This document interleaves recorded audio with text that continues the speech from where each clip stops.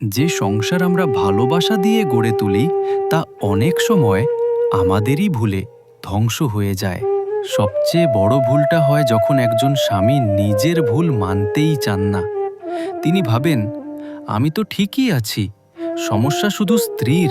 তারপর আসে দ্বিতীয় বড় ভুল, নিজের পরিবারের প্রতি অন্ধবিশ্বাস।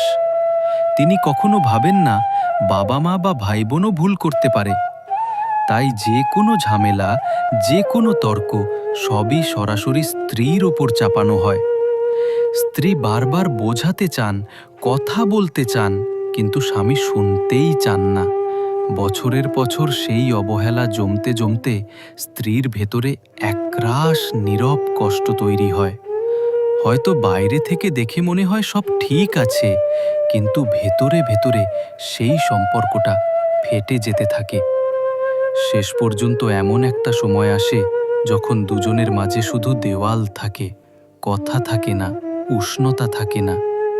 প্রতিদিন একে অপরের সঙ্গে থাকা সত্ত্বেও তারা একে অপরকে আর চিনতে পারে না।